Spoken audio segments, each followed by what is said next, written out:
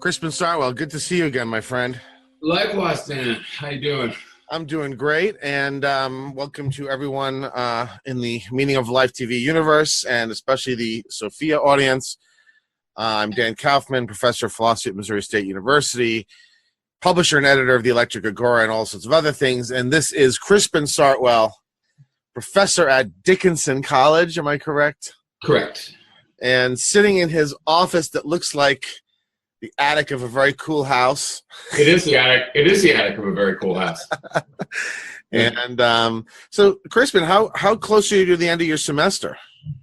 Oh, I guess, I don't know. Let's see. We got 2 weeks after this one, I suppose, and then finals. Yeah. How about you? I've first week of May, and we're done. Yeah. And my finals won't be too bad. I try to finish my classes before finals week, so like I give them their last test on the last day and stuff, so I'm not scrambling during finals week. But yeah. We're not permitted to do that. You're not allowed to do that. No. I don't think we are either. I think I just do it. I think I just do it anyway. Yeah. Well, that's so wrong, man. You're the anarchist. Good point.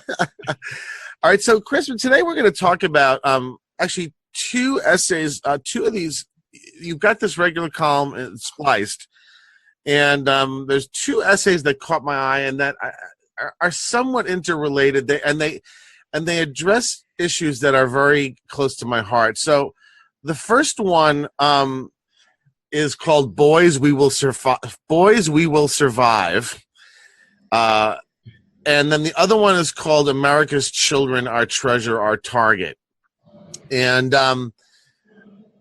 you touch on a lot of issues that I've brought up myself in my own public intellectual work, and so I thought I wanted to talk to you about some of the issues that you raise. Good education and such, eh? Yeah, education, childhood, the sort of culture of safety that we're living in now, the girl boy male female issue, and all sorts of stuff along those lines. So maybe the thing to do is to start with just one of them, and then we'll switch to the other. They're pretty short, so that it shouldn't take us too long to sort of go through. And then Sure. maybe we'll wind up crossing back and forth from one to the other as the issues maybe sort of start to come together. So let's start with the boys one. Maybe if you wouldn't mind, do you want to just give a quickie summary of what you take your main point to be in that essay? Sure. You know, I've been looking at feminist and other sorts of critiques of masculinity for a very long time. And I agree with a lot of them, actually. And I've tried to take a lot of them on board, perhaps. Okay, or change some of my own gendering in accordance with some of the critique. But I think that, so just after the Florida school shooting, there was a whole new discourse, as there has been in several of these kinds of cases or mass shootings, about toxic masculinity. I mean, and so, in other words, we kind of blame a certain sort of gender identity for this kind of violence. And, the argument doesn't usually get much beyond all the perpetrators are men, or most of the perpetrators are male.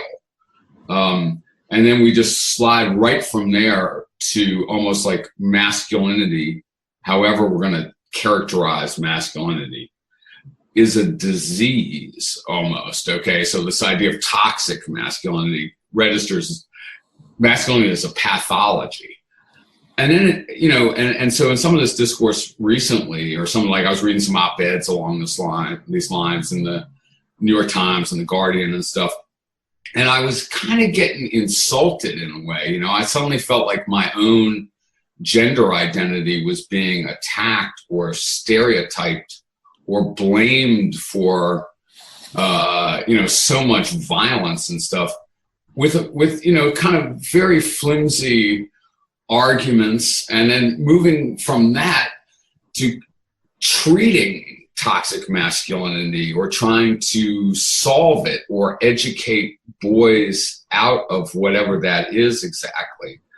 And then I just sort of, I guess I'm thinking in some ways that like school curricula designed to change people's gender identity would be incredibly problematic. Like maybe analogous to conversion therapy, where we try to change you from gay to straight or something like that. And what I really, like you're going to need a lot more information to justify something like that at a minimum. Yeah. So like if you think Nicholas Cruz, the shooter, the Florida shooter, if you're diagnosing the motivation or the causation of that in terms of his gender identity, I want to see some actual evidence of that in that particular case, for example. Yeah. Right? Yeah. So like just sort of waving at half the population going, the problem is your gender identity. It seems like a sort of a crazily stereotyped and overgeneralized approach to these issues. And that just kind of suddenly struck me. You think it's a little, I mean, I think you say this in the essay, but you think it's not unlike when we noticed, when we sort of make statistical analyses and show that, well, most crimes are committed by black people, or black people disproportionately commit crimes. You're saying it's a similar kind of generalization that you think is pernicious and probably unsound, right? Although I guess it's somewhat more plausible in this case, although so overgeneralized. I mean, I think what was wrong with the sort of stereotypical black criminal discourse had to do with who was getting arrested and who was being profiled. In other words, the statistics that were appealed to and that kind of thing were themselves unbelievably problematic. Yeah, but I mean, you could say that there's a similar thing going on here. It's just along a different vector. So, right. So let me give you an example. So, and I've said something like this before in writing of mine. In the case of in the case of blacks, I mean, there's a kind of an analogy, right? So one of the things that they would observe back when we were having this conversation was that, well, yeah, sure, blacks are overrepresented given the types of crimes that we incarcerate people for, that we for. But if we were to go after white collar crime as vigorously as we go over street crime, you'd be a hell of a lot more whites getting arrested, and probably a lot of Jews getting arrested. And well, no, I mean, seriously. Yeah, okay. Glenn Lowry once asked the question whether Jews are inherently fraudulent, right? Because people are saying blacks are inherently violent, right? And because they're overrepresented in certain kinds of crimes. Well, Jews are overrepresented in fraud cases, let's say, right? Or Michael Cohen and or something like that. Yeah. Right. So you could say a similar thing here. It's like, sure, if we're going to focus on violence, then boys come out looking pretty bad. But let's say let's say we focus instead on being a passive aggressive shithead, right? I mean, girls might be overrepresented in that regard, right? So in other words, it's what we choose to, we're focusing on the things that we're pathologizing and focusing on are the things that boys do more. But certainly there are plenty of things that girls do more than boys that are pretty horrible, that if we focused on them, it would look like girls are overrepresented in these. So I think it's not as similar as you think, right? I mean, right. And then it's the instant kind of effortless generalization to the whole population that sort of is the structure of stereotype or whatever. Yeah. And of course, I do take seriously, that discrimination or this sort of thing, or prejudice, even bigotry, means somewhat different things when you're talking about sort of dominant versus oppressed groups and so on. Yeah. I don't want to just say this is just like homophobia, or it's just like, anti-black racism or something like that. Yeah, I was only suggesting that the generalization may be equally fallacious, not that the discrimination is equally, let's say, serious, right? That's agreed. I wasn't suggesting that. But it could be fairly serious, and I think one thing you see is maybe there's an ever greater, I'm not sure about this, I have to check this out, difference in the educational outcomes between boys and girls. Well, so that's actually not even disputable anymore. I mean, right, and I think maybe that has. Yeah, girls are doing much better educationally than guys are. Right. And but maybe that's partly because boys are actually being discriminated against in K-12 education. Yeah, but even in the university, I don't know if this is happening to you, but the boys are disappearing from my classes. I mean, my classes now are regularly 65-35, 70-30 girls to guys. Me too. And that wasn't the case 20 years ago. Yes. It started. So clearly something's happening, right? I mean, yes. And you could see that as a good thing in a way, right? Like, girls are doing better. Yeah, but it shouldn't be a zero-sum game, right? I mean, it shouldn't be for the girls to do better, the boys have to evacuate, right? Right, and I'm a little concerned that that's the way it's presented, so that, all the attempts to kind of enhance the self-esteem of girls and, encourage them to do more on their own initiative and to think well of themselves and to think that they can do, have various achievements. Boys aren't getting that kind of treatment. In fact, and the message, because it's gendered, I think partly just because the attitude toward boys right now is actually, so the message is you, the female person, can do great. You can do anything. You can be anything. And if you're a boy sitting there hearing that relentlessly year after year, I wonder if you're thinking they're saying that I can't, you know what I mean? Or or they're assuming that I think I can, or something like that. So like the fact that we're sort of we're emphasizing the power, the initiative, the excellence of girls or whatever, it's hard not to see that as also a reverse attack on the boys. And I think maybe that is actually having real effects on how people are doing in school and stuff like that. Yeah, I mean, look, it's not we mentioned this a minute ago, that it shouldn't be a zero-sum game. And so many of these things where we try to repair what we take to be social disparities, we do it in this kind of zero-sum game way. And so I'm thinking about, the way that schools got status, the way schools satisfy the Title IX athletics requirements isn't by getting more people to be into girls' sports, because it just doesn't work in terms of the attendance numbers and stuff like that for the most part on average. So what they do instead is they fund the boys stuff less, so that it looks like, it's more, so that it's, in other words, one way to create parity is to sort of lower the side that's ahead. The other way to create parity is to try and raise the side that's behind. And it seems to me that there's no reason why you have to do it the first way, right? Other than things like effort and maybe money and political will, and that it's more difficult. It's easier to just sort of cut the boys' sports funding, and then the proportion that goes to girls and boys is more even than it is to figure out how the hell to make the girls' sports more popular, right? I mean, it's okay. Does that really happen now? I guess I haven't really heard about that. It has now, as it is the case, slowly the girls' sports are getting better and better, and so in some of the cases the girls' sports are better, right? So at our school, the girls' basketball is way better than the boys' basketball. Yeah. I mean, way better.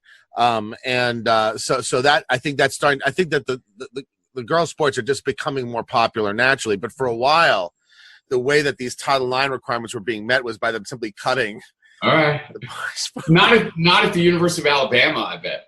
Probably not. Yeah. It depends on where you're at. Now you slipped. I noticed that you were talking about this in terms of gender rather than in terms of sex, and I mean, I know this is sort of tricky territory, and we're not going to solve this now. Are you on this view that gender and sex vary completely independently, or in other words, are you a pure social constructionist on gender, or do you think that it's more of a mixed bag? I'm of the view that it's a mixed bag. I mean, certainly there's social constructive elements, but I don't. It would be very odd if sex and gender vary completely independently of each other, insofar as there's something like a 98% correlation of sex and gender expression, right? I mean, I don't think so. Oh, sure there is. In terms of the number of trans people is like a tiny percentage of the population. Most people's sex match their gender expression. I mean, overwhelmingly, people's sex match their gender expression. Oh, I don't know about that at all. I think that for many people, and for most people even, gender expression is it's not purely one way or the other. I mean, there are many ways that many people kind of violate norms of gender self-presentation and stuff like that, like typically even. But, are you suggesting that more than a tiny minority of people are trans? No, but okay. I mean, here's the kind of approach I would take. But that to me is the point, isn't that the point? I mean, if trans are only 0.3% of the population, then that means that the overwhelming majority of people's sex match their gender identification. Well, I'll say this, man. Go look at the trans statistics 20, 30 years from now. Okay, what if it turns out that we're sitting here saying like 2% is trans or something, and in 20 years it's 20%, because I think that's 20% of the people are going to be gender dysphoric. I think that I'm seeing, for example, many more apparently like gender non-conforming people all the time, including among my students and stuff like this. But surely that's a bandwagon effect. That's not a matter of all of a sudden all these people are gender dysphoric, right? I mean, a bandwagon effect. That's a social construction effect. Do you see what I mean? Like, I think gender is liable to. I mean, I think it has very, very wildly over, say, the last 100 years, and I think it's liable to do so more. I'm not sitting here trying to decide how hormonal gender is or something like that. Do you see what I mean? Like, or what the biological basis is. But I am interested in the ways that gender is liquid. My own approach to it, like in entanglements and elsewhere, has been to centralize the aesthetic expression of gender. Things like the way you walk, perhaps elements of your vocabulary, costuming. I think that, so without yes, I'm rather a gender constructionist. You're farther in the direction of construction. You're not a pure constructionist. You do think there's some relationship between biological sex and gender identity, or do you think they completely vary completely independently? I'm not willing to say of any particular aspect of gender as it plays out in social space right now that it has a biological basis. I don't think nothing rests on it for our conversation. The reason I'm asking is I want to be clear on the fact that the situation with the boys right now, you see as a critique / attack on their gender, not on their sex. In other words, you're thinking of toxic. In other words, what I was wondering is whether this is an attack on maleness, right? And whether that's in part an attack on the biological dimensions of male identity, right? That's what I was wondering about. Only because it would be even more futile if that was the case, right? Right, true. I mean, right. You can socially condition people, but what you can't do is change their biology, at least not without Mengele-like experiments, right? Right, but I'd be wary of associating any particular personality trait that we associate with being a boy with their biology. So, for example, if you say boys are naturally angry or naturally aggressive or, are naturally have ADHD or something, that almost goes that way. Or, I would just hesitate. So here we get down to something, right? So how about naturally more needing of the expulsion of physical energy? In other words, that boys have suffered much worse from the much more sedentary school day than girls have, and that is partly biological, right? Yeah. And the biologists will tell you that. This is not something that I just sort of invented, right? Right. Pediatricians will tell you that, right? Yes. That boys need more physical activity in terms of a school day's length, let's say. Right. You say you think that that's not true? Well, I would hesitate even on what pediatricians and biologists say about this. I mean, if you look at the history of that, it might not be so good. But you know what? I actually do intuit that that's true. And having raised some boys and girls or participated in that, that's been my experience. But actually, boys are more physically active overall. That's what I've seen, I suppose. Here's the reason I'm asking this way, because it seems to me that you could argue that the problem isn't so that, in a sense, the attack or the critique or whatever you will call it on masculinity is already a second step. In other words, it's not, and in this sense, it's not really a prejudice, right? What happened is that all sorts of things change socially, such that, and economically, such that we need to train people for much more sedentary lives. Yes, our school days thus became structured very differently, and the boys simply don't thrive as much in that sort of an environment, in part for physiological and biological reasons. And so they begin to be more dysfunctional in those environments. And now people start to say, okay, there's a problem with the boys. In other words, did this happen kind of by accident? Yeah, I think that's true. I do think it's a product of economic changes, among other things. And I think like things like diagnoses like ADHD, wildly over diagnosed. Yes, and I mean, and that is as much created by the physical environment and the disciplinary environment that you're imposing as it is by the brain waves of the people. I mean, the fact that you can't sit still is defined as a dysfunction only within a situation in which you're training people up for their cubicles in the future, man. And so they got to sit still or whatever. Right. And the girls do that more easily than the boys do, is what it seems like. Overall, right. Because I don't know about you, but if I compare my school day with my daughter's typical school day, I had way more physical activity. Me too. Both in school and out. Me too. And it seems to me that the elimination of that, I mean, my daughter now has to slot time for her physical activity like adults do. Yeah. Because there's no opportunity during the school day, and after school they're so overly scheduled that there's no free play in the afternoon either.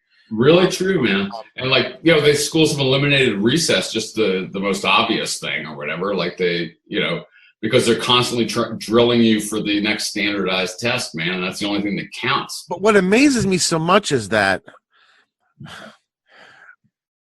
we've eliminated all this physical activity and free time because we need to cram more in. But the students aren't coming out more educated than we came out. The students are way less educated. They've read less. They've done less. You know what I mean? Everything. So you wonder, what on earth are they doing during all this time that they used to do recess and stuff, right? I mean, are college students entering as better writers than they once were? They're not as better at anything. They're better readers than they once were. I mean, and it couldn't be more obvious, I say, if you're a college professor teaching freshman classes, that this is just not going that well. Even by their own tiny pinhead standards, that is, scores on standardized tests, they're not succeeding. Yeah. So I don't really understand, how you just continue with this approach or intensify it after it's been shown so elaborately to be useless, if you ask me. But anyway, yeah. And of course, it depends sort of what you're teaching, too. Because when you're trying to teach philosophy and you're trying to get them to think independently, right, assess arguments critically, read texts that are very complicated and stuff like that. Right. Follow extended lines of argument. Yes. You're seeing exactly what is missing, man, from these educational contexts right now. And I think each of us have a very limited sample, right? We're taking our own classes or whatever. Although, if you've been teaching, and I've been teaching since 1993. You've probably been teaching longer. Yeah, since the mid-'80s even, yeah. And I've taught both in a major metro area and in the lower Midwest. I figured out I've taught over 10,000 students. I think I have a pretty damn good sample. Yeah, but I mean, say like it's anecdotal, but it's a damn good anecdotal sample. I mean, it's not just like I met two guys yesterday and that, I mean, right. But like the trends that I might detect might have to do with just who Dickinson College is admitting. Yeah. Like it's hard to tell what's a society-wide thing. But of course, I say a lot of professors that I know have similar impressions. I was going to say, do you know any professor that would tell you that the students coming in now are better than they were 20 years ago? Because I don't. I haven't heard a single person say that, man. No, neither have I. Now you mention it. Yeah. I mean, people should be taking that seriously when they're designing these secondary curricula and stuff. Well, we're going to get to that when we talk about your second piece. I'm starting to just think that we just hate our own children. I mean, I'm finding it hard to just not keep coming to that conclusion. I feel like we oppress our own children. Yeah, it's just very weird. Anyway, but I want to finish on the boy thing because this is really so interesting, and I like the fact that we agree in some ways and don't agree in others. It's interesting. Let me ask you about the politics of this, right? So,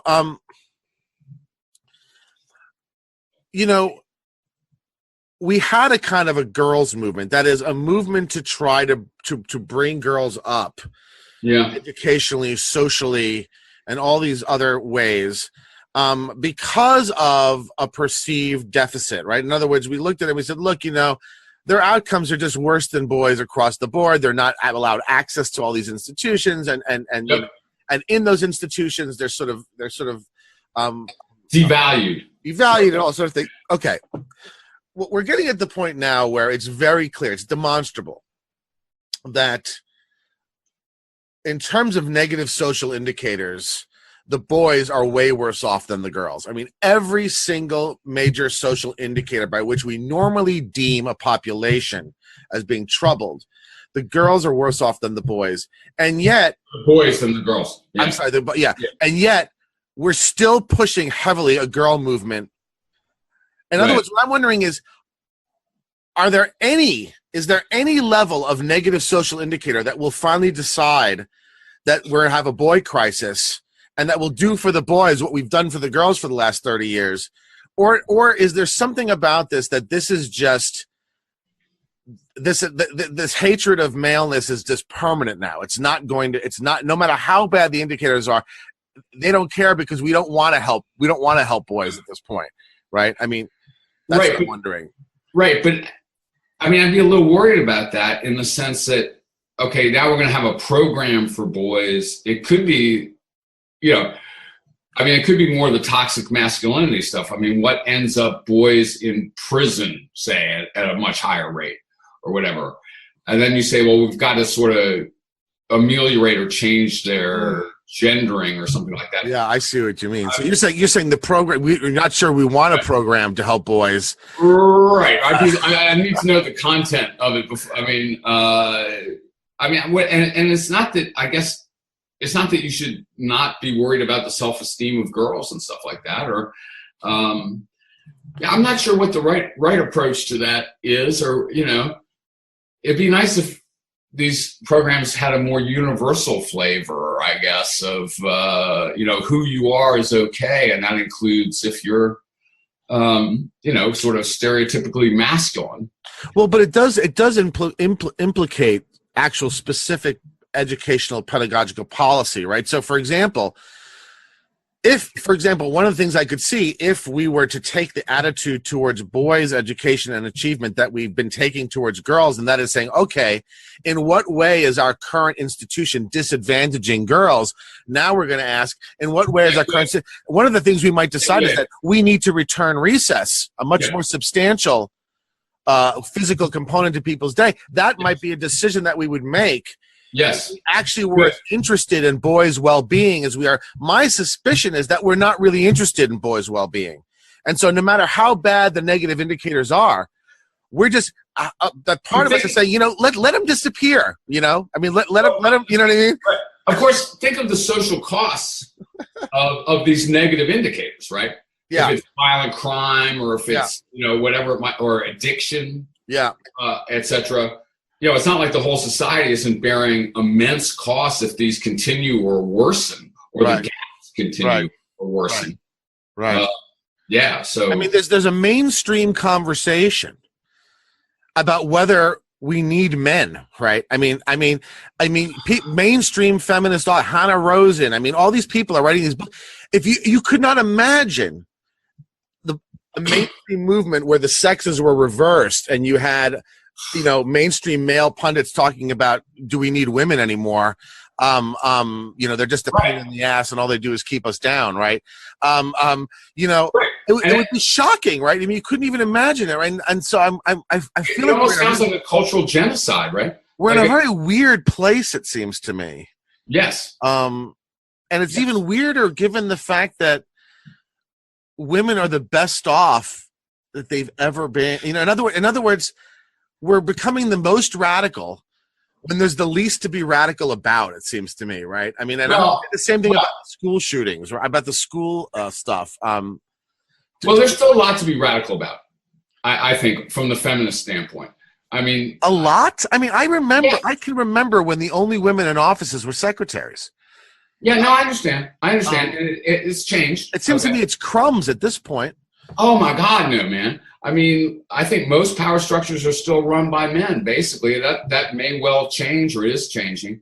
I mean, I think the Me Too movement shows you, and what has happened and what is happening to women along those lines shows you that there's still a problem and all that. I mean, I wouldn't say like gender inequality has been solved, not at all. Although, it's improved in various ways and stuff like that. People are a lot more conscious of it. But whether it has or not, when you're getting the point of like just diagnosing a whole, gender as a disease, or hinting that they could disappear or be educated out of their identities and so on, like that's dangerous talk, and it harms people, I think, Yeah, no, I agree with that. It's amazing that we've gotten to that point, and I do think that, I mean, in a way, it's like an understandable overcompensation. Do you see what I mean? Like, okay, so like we're dealing with millennia of gender oppression directed at women, and okay, we need an era where there's a backlash to that. I see that, but now how is that actual? Is that backlash taking a plausible form, a decent form, a form that's not harming people specifically or everybody in general, like really harming the society? I mean, I think that's all worth asking. Yeah. But I also want to like preserve a lot of the feminist critique of, patriarchy as it is historically, but also as it still exists, I think. But, Okay. So let's shift over to the second piece, and the boys thing might come back in. I could see it coming back in. But let's shift over to the second piece, which to just remind everyone, America's Children, Our Treasure, Our Target, and of course we'll link to these in the link section. Why don't you do the same thing for that? Give us the briefest of summaries of what you were trying to get at in that essay. And then I can sort of pick your brain on it. Sure. And I say this has been a theme for me since I was a child. All right. But I suppose that, one way to put it is that schools can be a lot like prisons. And they're becoming more and more like prisons every day. I mean, and I experienced my schools this way when I was growing up, and I was expelled from the DC public school system because I couldn't stand it, basically. For those reasons, I found it. You were expelled from the whole system? I was. Not just from one. Yeah. They called me in and how do you get expelled from a whole system? Yeah, your son is no longer welcome in the District of Columbia public school system. Yeah, but anyway. I'd be kind of proud of that, actually. I probably sound like I am, and I probably am. Yes, I am. And What did you do? I was a revolutionary throughout my junior high school and high school experience. Yeah, but were you like breaking stuff? Were you like not coming? Were you just like skipping? Were you getting into fights? I mean, what did you actually do? I mean, being a revolutionary, yeah, you could have just been walking around with a Che Guevara shirt. I mean, what? Well, there was that. There was that. They would suspend you for that. Okay, so I mean, I started an underground newspaper. The first one when I was in 7th grade. I see. Yeah, Yeah, they don't like that. They don't like that sort of thing. no, and I went through. I got more and more. I let a student walk out in 9th grade. I did a lot of like sort of. I sort of had a little revolutionary cell, and we did things like spray paint all the doors with revolutionary messages. So you actually vandalized the place. Me and a couple of my friends stank bomb Alice Deal Junior High School in D.C. With a solution of Drano and rotten eggs. I mean, we broke in the middle of the night and soaked the place with the stuff. See, I knew I liked you. I really did. And I went back to Deal in 5 years later, and I still caught a whiff of that stuff. They closed the school for 2 days. 5 years later, it still stank? Just a little whiff. God, you're a genius. Anyway, whatever. I don't know about that. I was a hard student to deal with, and I felt that I was being continually oppressed. Okay, and I was going to destroy the. Of course. Yeah. This is when I became an anarchist and how I became an anarchist. Okay. Wow.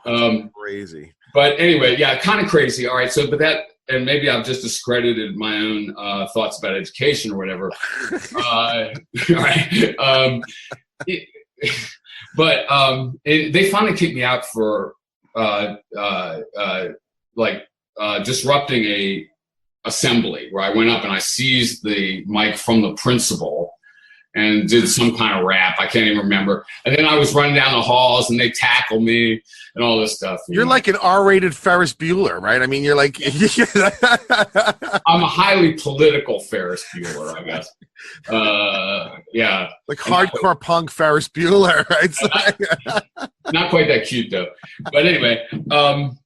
Wow. So, right. But at any rate, like I sort of been concentrating on this, especially since Columbine, with columns and stuff like this. And I've seen it in my kids' schools too, where there's just ever more security. Just to take an example, like when my stepson Vince was in middle school, there was some little gun scare or something like that. One way they responded was by putting a box where you could drop anonymous denunciations. In other words, you say like Bobby made a violent remark or something like that. Like that. This kind of culture, which is almost like an Eastern European dictatorship, communist dictatorship, or something. You mean a betrayal state? Yeah, exactly. And like the ever more surveillance to the point now where I think they have to surveil the social media accounts of all their students in case there's a threat and stuff like this. That maybe internal cameras so that you're under surveillance. You feel that you could be under surveillance at all times.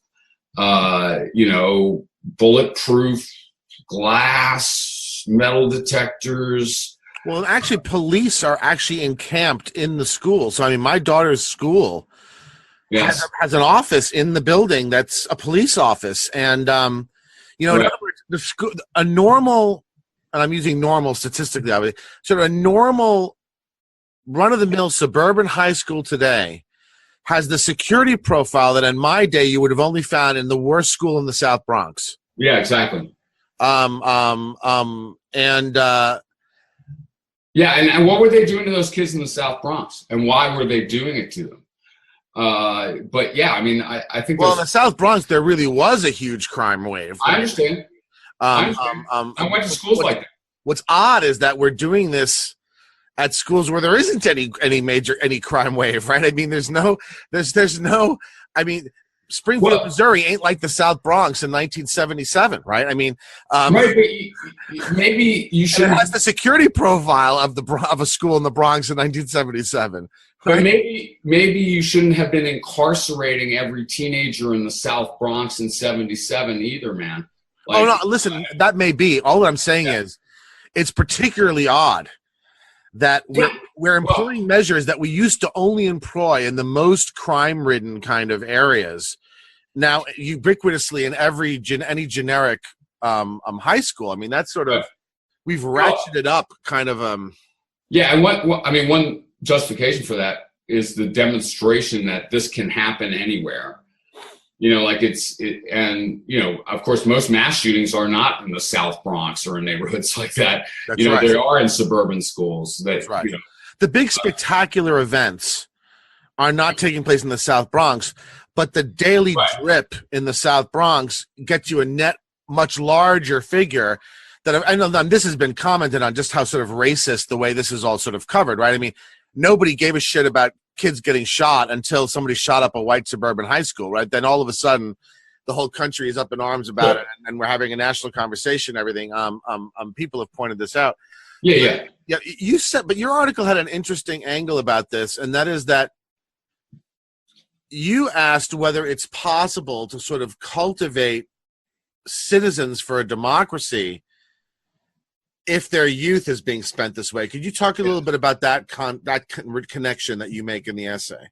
Yes. I mean, look, basically, I think, maybe I shouldn't put it this way, but like compulsory education, if you ask me, in general, is incompatible with democracy. Okay, so let's just start with that. Like, we're going to force you to attend so that we can sort of mold the intelligences of tomorrow, or the agents of tomorrow. Okay, that's one thing.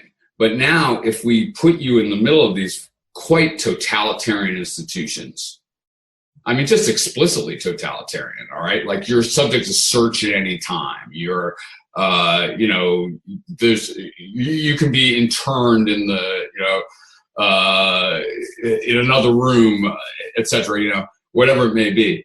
Or like we have these massive security presences around the perimeter and things like this. I think we're producing, and I think we see this in our students, I don't know, people who are rarely capable of independent thought, the people who are almost desperate to be told what to do at times. Like, just tell me what you require of me and I will discharge that. That they're anxious above all to do what is demanded by the authorities and stuff like that. Now, yeah, that's a disaster for a democracy, man. Okay, those are the kind of people who are looking for a totalitarian leader, who expect a structure to guide their entire lives and stuff like that. Well, even more than democracy, it seems to me it makes a liberal society impossible, right? I mean, because that's dependent upon sort of a pretty strong individual agency, right? Although then again, there's a lot of indoctrination in, I guess, politically liberal values that goes with that.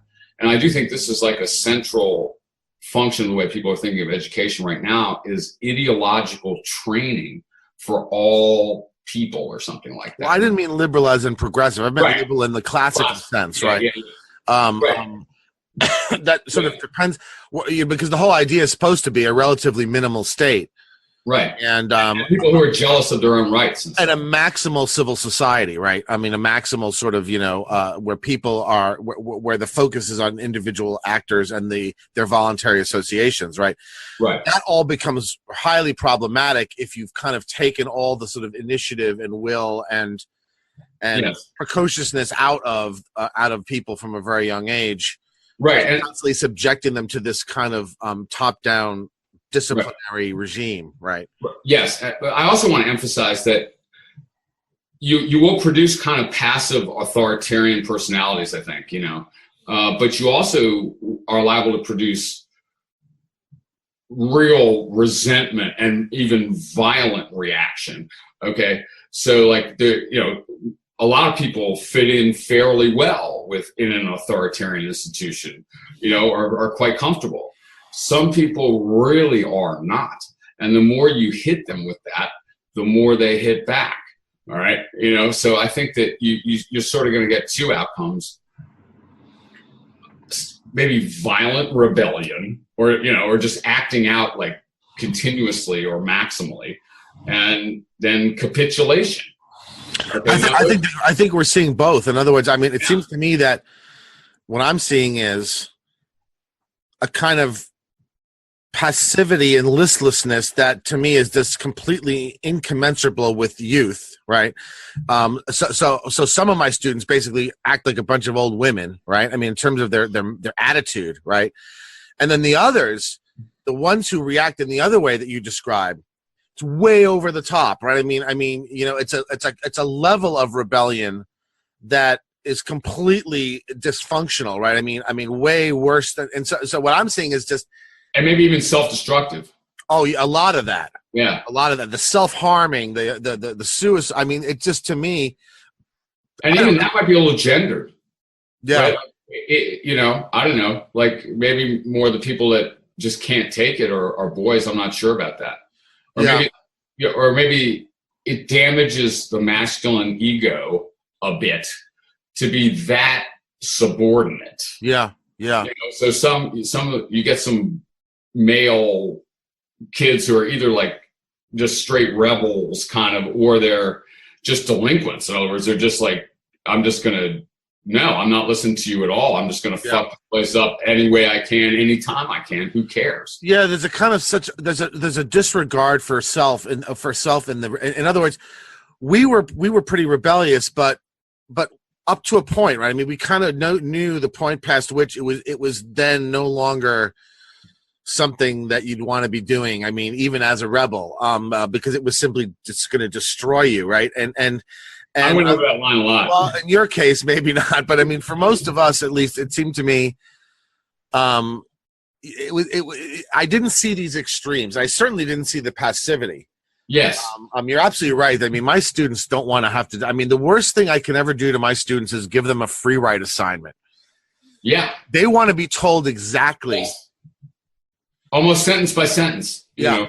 Yeah. And this has to do also with standardization, I think, which is also basically an authoritarian approach to education.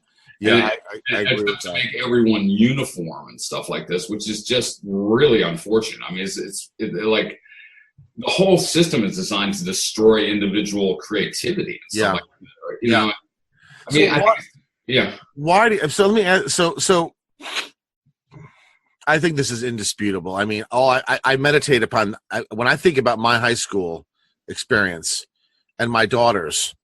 Now, you know, different places. One's suburban New York, one's suburban Missouri. Different times, right? But it's almost like, I mean, you might as well be different planets, right? I mean, it's so pronounced the difference. We had an open campus. She has a closed campus, right? There was no police presence at our high school. And none of us ever saw a policeman for the 4 years we were in there. My daughter's high school, there's a ubiquitous, constant police presence all the time. Yeah. We had free periods. They do not. We were allowed to walk around the school without passes. They are not. Yeah. Almost all the socializing that took, you know, you want to know why these kids are on their phones all the time. You don't give them any opportunity to socialize ever. Right? Yeah, that's good. I mean, they have 2 minutes to get to class. There's no lingering in the halls. There's no sort of impromptu socialization that goes on. Right. Right. Well, you know, and when I was actually in school, the idea that people were telling me like when to go where by little bells and stuff like that, even that offended me. Right. You do anything for it now. I mean, right. Right. But okay. Well, I had a different experience though. I went to an urban, mostly black school. So you also had your campus was closed. Yes. And it got worse and worse as I was there. The doors were locked. They started installing metal detectors even then. There were cops. And in fact, they hired people they call community aides who were bouncers that actually walked around the school with like 2x4s. They were bouncers. They were called community aides? I saw a friend of mine got beaten extremely badly with a 2x4 while the whole school watched like from the classrooms on the playground. It's like fucking Escape from New York or Mad Max or something. Right. Right. No, it was quite like that. So I mean, that, you know, I found that. So I was going to an urban school that was sort of like what you're describing in the South Bronx. Yeah.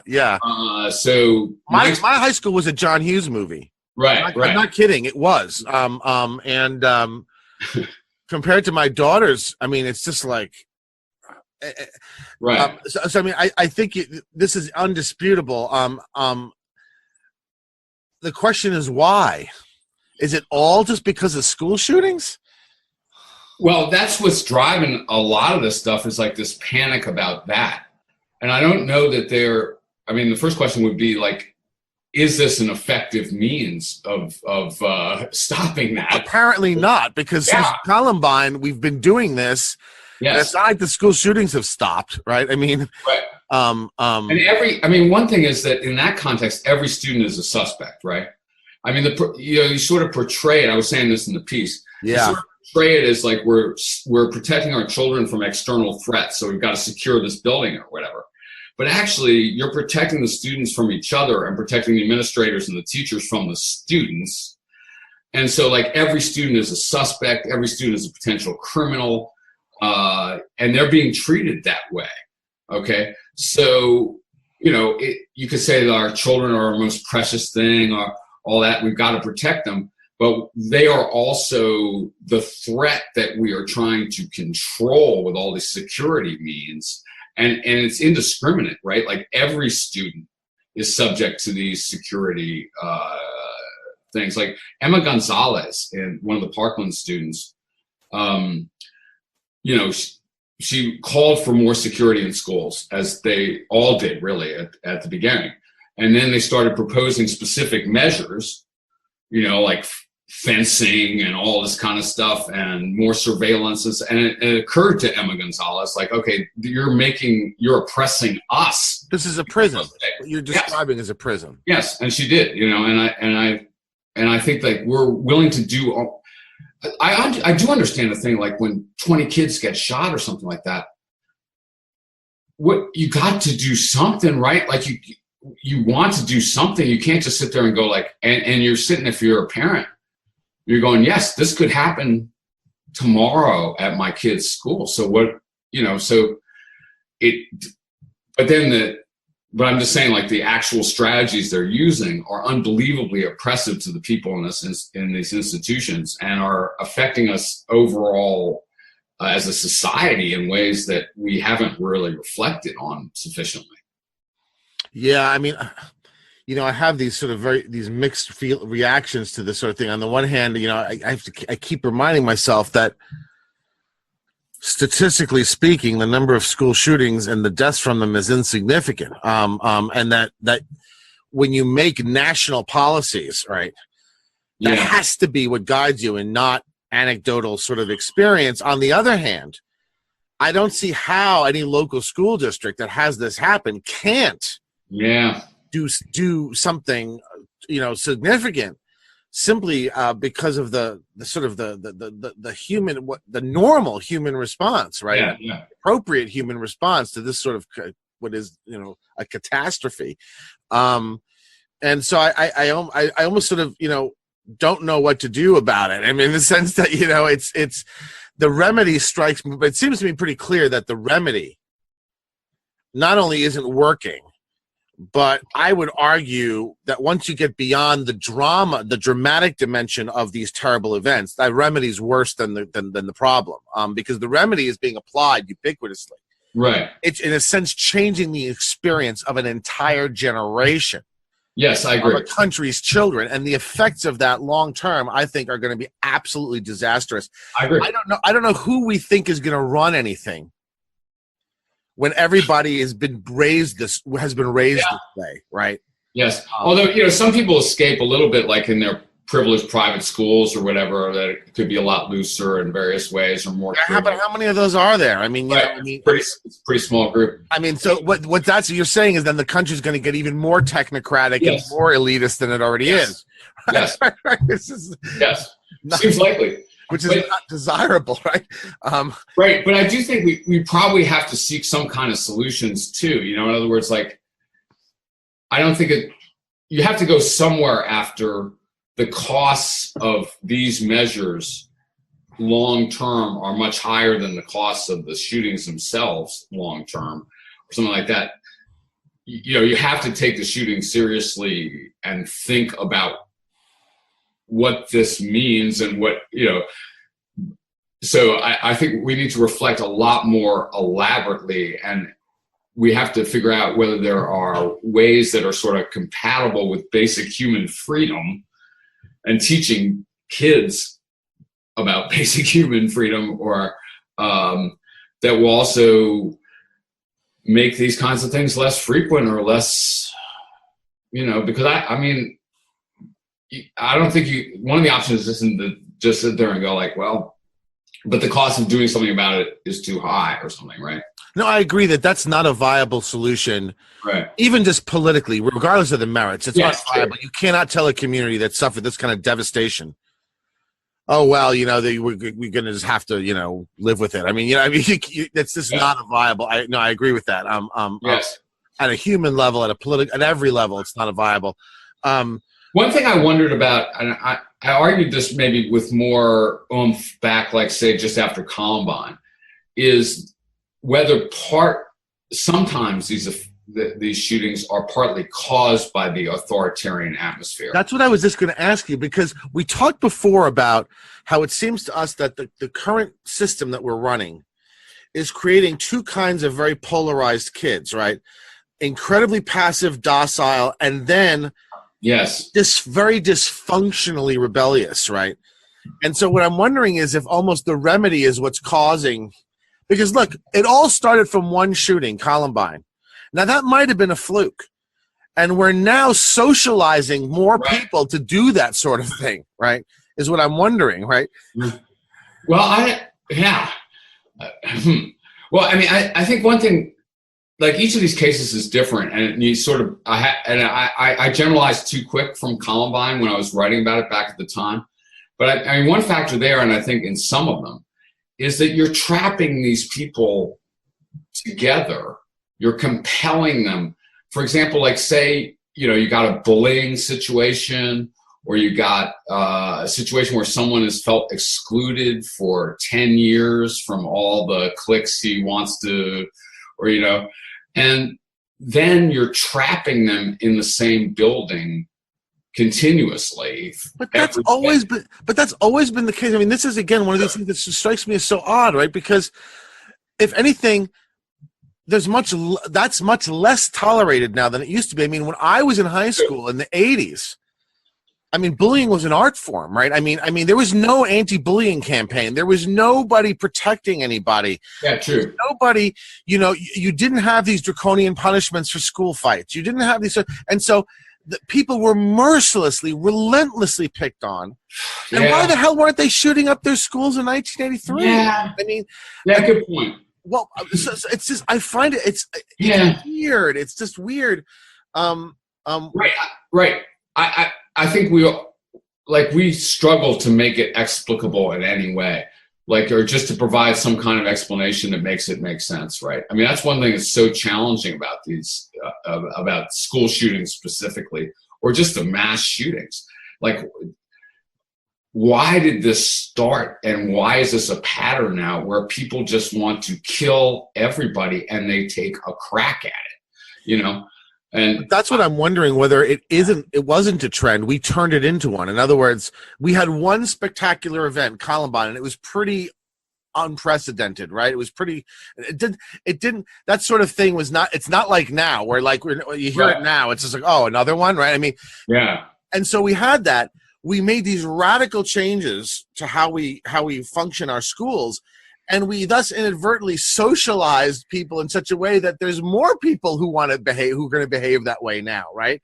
Well, how did that happen? I mean, just like we have security drill, like people are so aware of the possibility, kind of. Well, there's sort of a copycat thing, but no, I was thinking more about what you were talking about before, about this very heavy-handed disciplinary environment, prison-like environment, creates two reactions. It creates either a docile, passive, pathetic sort of person, or it creates a completely reckless revolution of a sort that it was not the sort of rebellion you had in 1985 or 1978 or whatever, because then it wasn't reacting to as draconian a kind of a system, right? And so I'm wondering whether we just sort of produced these people through the remedy, right? That the remedy produced these people.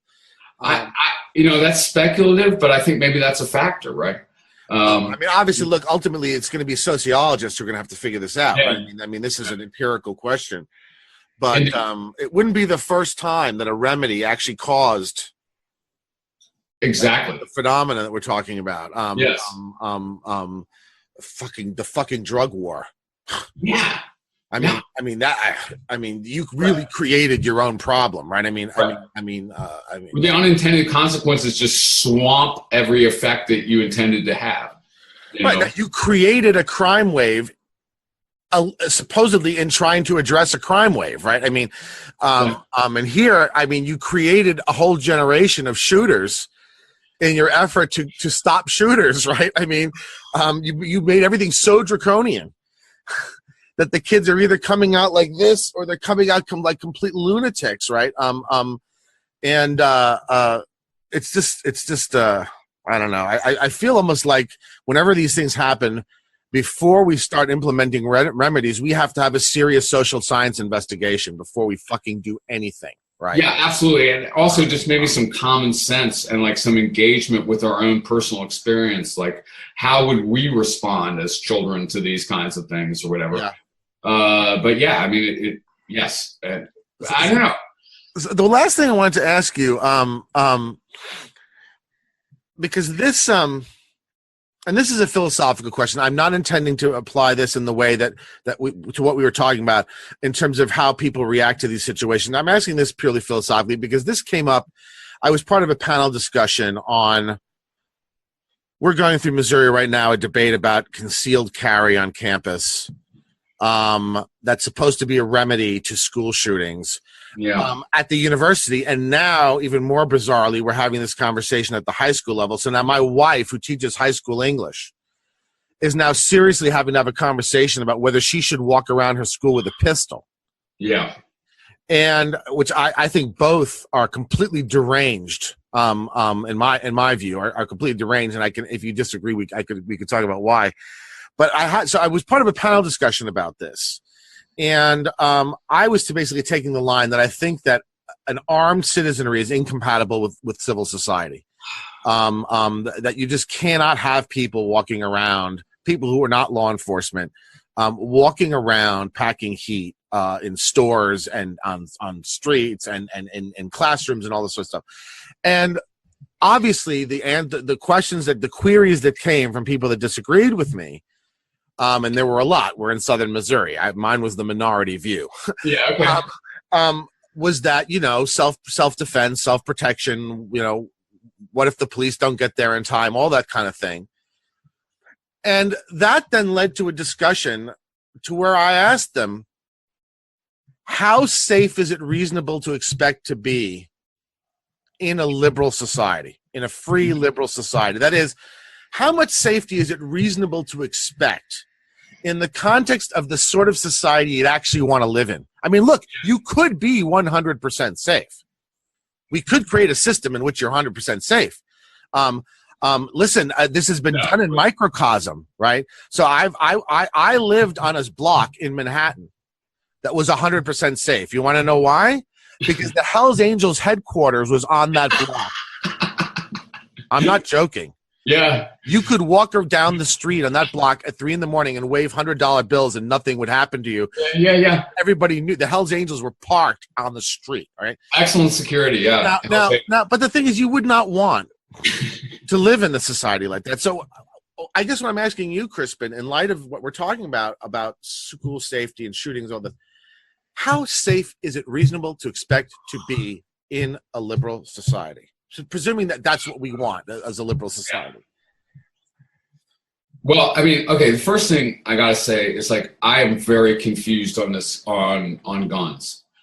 I thought you'd be pro carry because of your anarchist stick. Right. Offhand, I can't support gun control compatibly with my anarchist politics, right? I'm so uncomfortable with how many guns we have and how they get used and stuff like this. And I'm a pacifist as well, and I don't want a gun, and I don't want to live in a society where it's all guns. I mean, I will say I live in very rural Pennsylvania, where I think you're fairly safe to assume overall that most people are armed. I mean, certainly most houses have guns in them. And there's not a lot of violent crime. I mean, but that doesn't mean anything. But I mean, it's not necessarily experienced as a continual threat, the presence of firearms, even though you hear gunshots all the time because people are target practicing or hunting. So I'm like really torn on this one. Like this is a hard one to feed into my politics. I guess my feeling is that overall, though, okay, one thing I'll say, if the argument is that only law enforcement should be armed, think about that a little bit and think about the way that firearms are abused by law enforcement as well as by, ordinary people or whatever. Well, hold on, because I am speaking at a purely philosophical level. My argument is that any system that's based on a roughly social contract logic, the state has to have a monopoly on force, because the very rationale for making the social contract is that I don't fucking trust you enough to live in the state of nature with you. Now, why the hell would I agree to form the social contract and leave you walking around with a pistol? I would never agree to that. All right. Well, why would the state of nature to begin with, right? Right. Okay. Well, I disagree with the whole structure of argument, I guess you'd say. And I mean, why would I decide to give up my right of self-defense to a state that is, potentially warlike, potentially genocidal, potentially turning their monopoly of coercive force on their own population, which is typical. Okay. Now, look, you don't accept. You're an anarchist. On the other question, I just want to say that you don't accept the logic. So I'm confused on the. Are you still? No, I'm here. Are you still there? Yeah. No. We had a freeze. Yeah. Start again. Okay. You were describing why you don't really accept the logic of the social contract. Yes, true. But all right. Go on. I mean, just let me say that I think often people want more safety than they can realistically have. You know what I mean? I don't know how safe we can be. I mean, basically being a human being alive on Earth is an unsafe situation. And we're not going to be able to pad ourselves completely from danger, which is not to say that we shouldn't take any precautions. But I really think that we are in a mood, and maybe this is just a little gendered, where we're willing to sacrifice rights, autonomy to an astonishing extent in order to feel safe. And I mean, I don't think there's a clear way to come down on that. Like, I think we all need some protection of various kinds, but I think we should acknowledge the situation that we are basically not safe. That's an animal condition on Earth, okay? And so, like, if you're pursuing this illusion of perfect safety from crime or from oppression or from, like, it's just not. And then the question is, what costs and what happens to people when safety is, the overwhelming emphasis. I mean, very dictatorial regimes, that's often what they sell: security, from outside threats, from internal threats, from groups different than your own, or whatever it might be. And, like, there's just limits to which that's even possible, and there's certainly limits to which it's desirable, and there's costs either way, right? And so, I mean, that's why fear mongering and hyperbole are so dangerous, because they create the impression of a state of emergency. Yes. That then justifies all sorts of illiberal reactions, right? The war on terror was a beautiful example. Okay, so the Patriot Act, and then the invasion of Iraq. And, like, what you're doing to supposedly make us all more secure, keep us safe, you're killing hundreds of thousands of people. You're torturing people in violation of your own principles. You're surveilling your own population. That's right. And pretty soon you don't live in a place you want to live in anymore at all, even if you're not in danger from Islamic terrorism. Right. No, I mean, this is, you know, this is why I object, and I think that this is non-political. I mean, you can see this across the spectrum. I mean, I feel the same way about the whole rape culture talk, right? You create an impression of a state of emergency that now justifies doing the most illiberal things that you can imagine, even to the point of undermining the burden of proof, reversing the presumption of innocence. I mean, you do all sorts of things because you've convinced everyone that there's an emergency, right? And, you know, as we know, during emergencies, I mean, the classic example of what happens during an emergency is that martial law is declared. And what does that mean? It means a temporary suspension of civil liberties, right? I mean, it's a very serious thing to do. And I would say that we are right now maintaining a posture that we are at least under 5 or 6 major national emergencies, right? Yes. So we're in a war. We're in a war, allegedly. According to Donald Trump, we're living through a crime wave, right? According to radical feminists, we live in a rape culture. You know, you could just go down the list, right?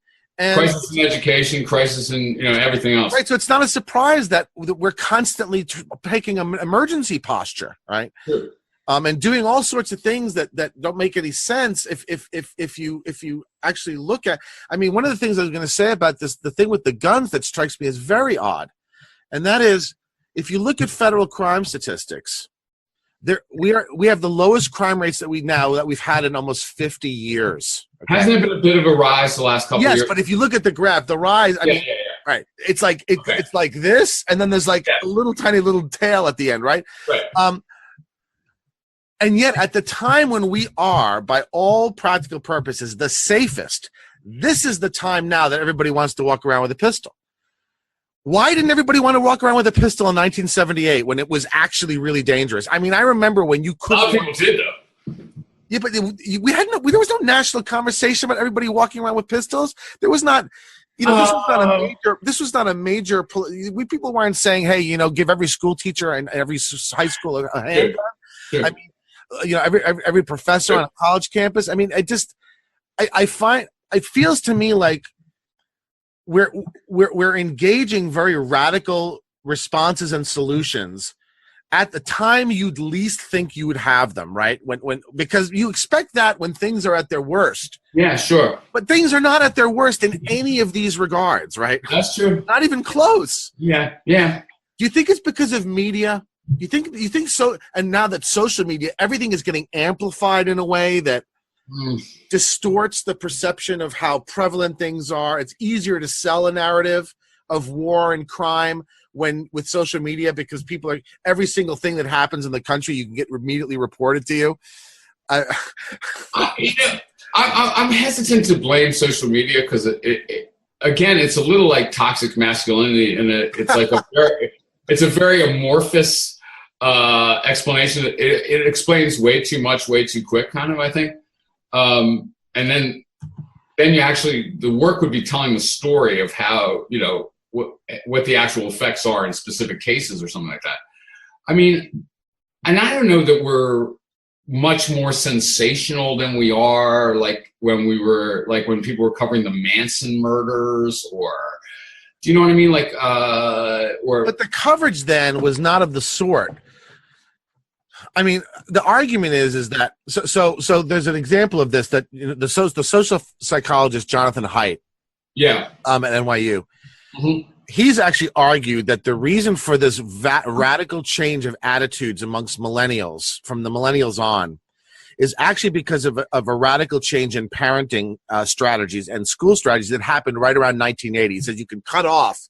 If you were born before 1980, you tend to not be of the sort of mindset that you and I have been discussing as true of young people. And if you helicoptering, helicopter parenting, is that the and the idea? Well, but the reason for it is what's interesting, and it's the media, right? So what Haidt says is that what happened around 1980 is as follows: there was a number of high-profile child abduction cases, and you had the advent of cable television at the same time. All right. So what happened was.